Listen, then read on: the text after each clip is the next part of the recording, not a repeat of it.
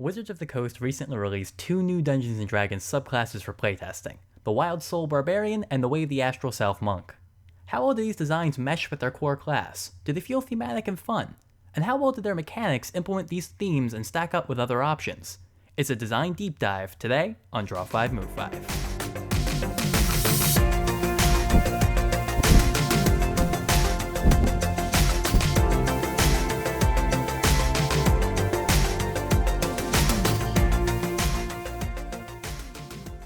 Hey everyone, and welcome to the table. My name is Gabe, and this is Draw 5 Move 5, a show where we draw connections between the mechanics behind our favorite games. D&D releases new playtest material at random intervals, known as Unearthed Arcana. These new design ideas are thrown into the ether for us, the players, to try and give feedback on, with the end goal of improvement and eventual print release, or termination. We talked about what makes choices like subclasses effective a few weeks ago. Click the card to check it out. But to give a quick synopsis, a good design should be familiar to others of its type, unique in how it works, flavorful to fuel the player's creativity and imagination, and functional to emphasize those flavors in a balanced and working way. The most recent Unearthed Arcana dropped a few weeks ago with two new subclasses, one each for the Barbarian and the Monk. Despite all the talk I do on game design mechanics, the best way to learn is with real examples and analysis. So that's what we're going to do today. Let me know what you guys think of this style of video. It's different from my usual content, but I'll gladly do more if you all enjoy. So leave a like and talk about it in the comments, let me know. Now, each subclass is laid out as it would be in an official book. There's a small blurb for each that talks about the flavor of this option, where the design inspiration is coming from, and we can use this as a guide to see how well the design implements these ideas. The class abilities are listed out, and small role-playing notes are left in separate boxes, as with the Forms of Your Astral Self subsection in the Astral Monk class. The Wild Soul Barbarian is first, and the flavor text informs us that they're influenced by the magics of the Feywild, which, for those of you who aren't familiar with D&D super well, is a realm saturated with wild and passionate magic and creatures such as elves, fairies, and etc. Combined with what we know about barbarians, warriors who focus on their natural instincts and fight with outbursts of rage, we see the designers are trying to craft a barbarian subclass that is more directly magical than other barbarians, and that is capable of feeling and displaying many deep emotions openly. The Wild Soul's first ability is Lingering Magic, which allows you to cast Detect Magic a number of times per long rest, or 8-hour adventuring day, equal to the Barbarian's Constitution modifier. Many other classes can access this spell at 3rd level, and from a balance approach, Detect Magic doesn't break the games. It explains if there is magic and what type it is, but that's all. What's flavorful about how the Barbarian does this, however, is that rather than make gestures and remember words like other spellcasters might, the Barbarians kinda just feel it. They reach out their senses and glow with a color that corresponds to the type of magic they sense, a very visible and personal touch that exemplifies the Wild Soul's concept of strong and open emotion. The tie-in with Constitution is nothing groundbreaking for a Barbarian ability. Other Barbarians with magic-ish effects use Constitution for casting and capping, and this is arguably the primary stat for a Barbarian other than Strength. All of this folds into a neat, balanced, and flavorful ability that starts the subclass strong. The next feature is Wild Surge. This functions similarly to the Wild Magic Sorcerer's Wild Magic Surge ability, but the design team made it feel distinct for the Wild Soul Barbarian. Aspiring designers take note. Players will not enjoy a complete carbon copy-paste of another ability unless you've made it feel unique or the ability is put on an option so removed from its original source that the new option plays in an exciting way. An example of this is the Brute Fighter subclass about a year back. Several of its abilities were taken directly from the Champion Fighter subclass, and players did not like the repetition, so the subclass was scrapped. They didn't want to play better Champion, because what's the point of the Champion? As for the Wild Souls variant, whenever you enter a rage, the primary feature of the Barbarian, you roll a d8 and apply the appropriate effect from a table. Half of these effects are continuous effects for the rage's duration, like gaining the ability to teleport 20 feet each turn, or an armor class bonus with some kickback damage if you're hit, while the other half are a limited duration, like shooting a beam of energy from the chest. The list is condensed from 50 or so options with varying levels of usefulness from the Wild Magic Sorcerer to just 8 that are all helpful during combat, although some may harm allies. Additionally, unlike the Wild Magic Sorcerer, who needs to jump through hoops to trigger the surge, the Barbarian does this anytime they rage. The player has more control over whether or not a surge happens, and a smaller, arguably more effective list of options that are easier to track. This ability is fantastic and flavorful, and I love all of the options, except one, the exploding spectral flumps. Here's why I don't like this ability. The player rages, rolls, and lands on this ability.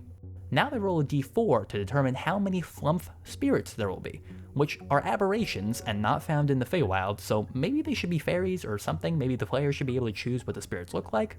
Then, the Flumph spirits travel in random directions for 30 feet and explode at the end of the player's turn. This requires several more d8s to be rolled to determine the direction every Flumph spirit will move, and that's if you don't include the fact that Flumphs can fly, which could include another roll to determine if the Flumph moves up, down, or stays level. Then, finally, after all these dice are rolled, at the end of the turn, the Flumphs explode, and any creature within 5 feet of one will take 2d8 force damage, unless they succeed on a dexterity saving throw, which is yet another roll. The damage doesn't stack for multiples, meaning if you're lucky enough to have several Flumphs next to one enemy, they still take the same amount of damage. This ability just feels too random and has too many dice rolls. It slows down the game and is high risk and effort with a little reward. It doesn't feel good for players. If you want this to work, let the characters pick the spirits or make them something Fey associated. Cut down on the die rolls by letting the player choose the direction or number of spirits, not both though, that'd be kinda broken, and potentially allow the damage to stack if multiples are next to each other. Again, that one should be dependent on whether or not the player can choose directions. The third ability, Magic Reserves, is a sort of healing ability. The Wild Soul touches a creature and rolls a d4. The creature regains a spell slot of the level rolled if they have one, or gains 5 times the number rolled in temporary hit points. Then, the Barbarian takes force damage equal to 5 times the number rolled. The flavor of the Barbarian channeling their pent-up magic into an ally is really fun, and this ability is mathematically well balanced. Granting that many temporary hit points is quite strong, so having a good counterbalance is appreciated. The spell slot option is stronger, but less likely to occur, so the two balance well. Scaling to a d6 at higher levels keeps the ability useful in longer campaigns, which makes for effective designs. Seeing abilities get outclassed is always sad, because that design is wasted.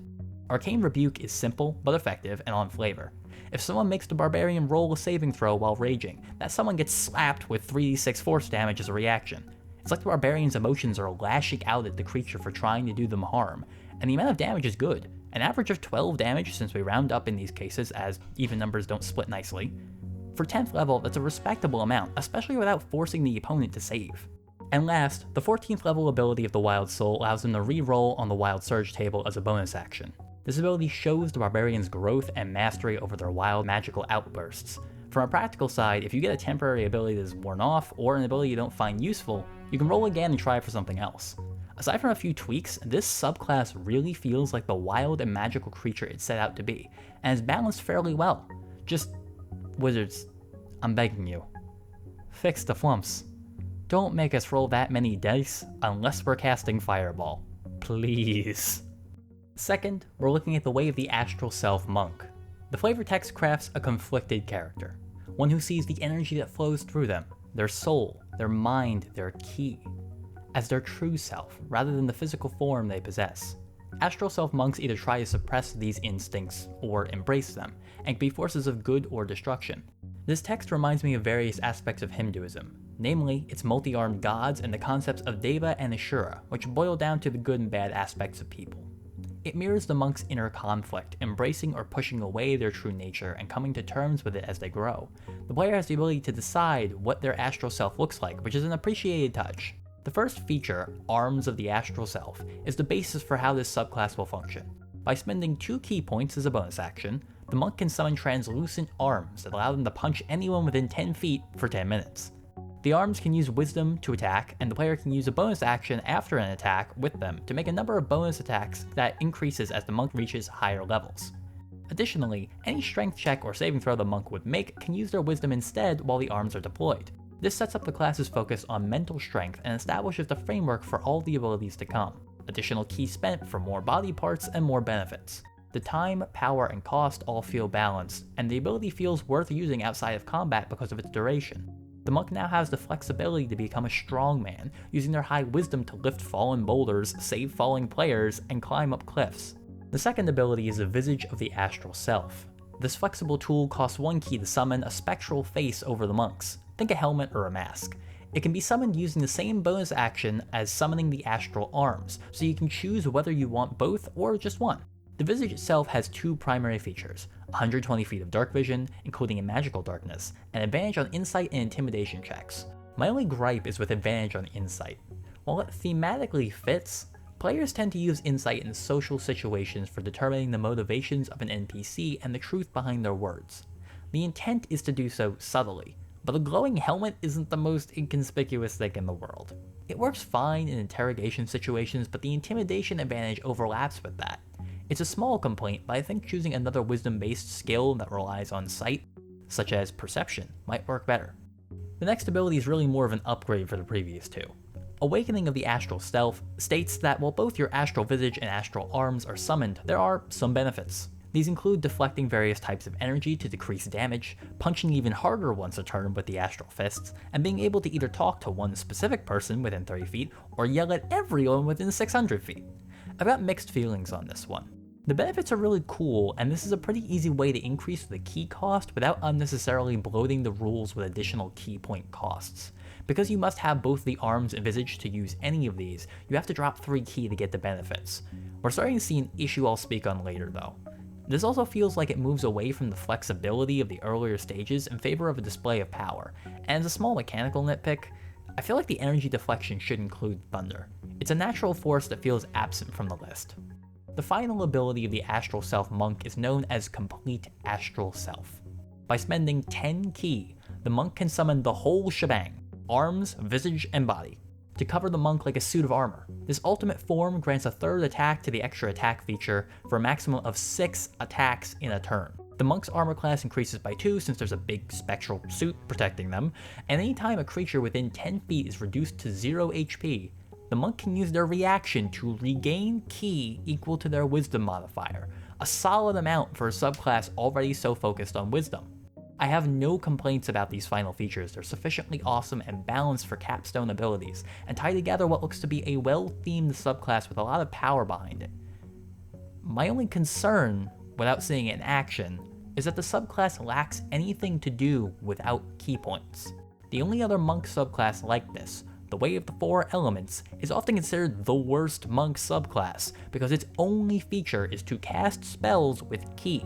When ki runs out, many of the class's prime abilities go offline, not to mention the subclass ones, so having the subclass so dependent on ki in addition may make players feel useless if they use up all their ki and are left with lackluster punch as their only option. The fact the Astral Self effects all last for 10 minutes might counteract this, but right now levels 3 and 17 especially seem very like glass cannons, and I'm not sure if that's going to change throughout the other levels of play. I really like this subclass, but giving them at least one static ability that doesn't require ki would help it feel more stable. Overall, these two subclasses are easily two of the most well put together that Wizards has released in a while, and they're good examples of maintaining a strong theme throughout a design to good effect. Balancing needs to be done for a few things in both, and the Astral Self needs some more testing to see if the duration of the abilities balances with the key cost and lack of non-key options. But either way, I can't wait to see what the next iterations for these subclasses have in store. Thank you so much for watching. You have my humble and eternal gratitude. What did you think of the conversation? What are your thoughts on these two subclasses? Do you agree with my analysis or not? And if not, why? I'd love to hear your thoughts, so let's keep this discussion rolling down in the comments. If you enjoyed the conversation and you want to hear more from me, subscribe and ding-a-ling that notification bell so you never miss an update.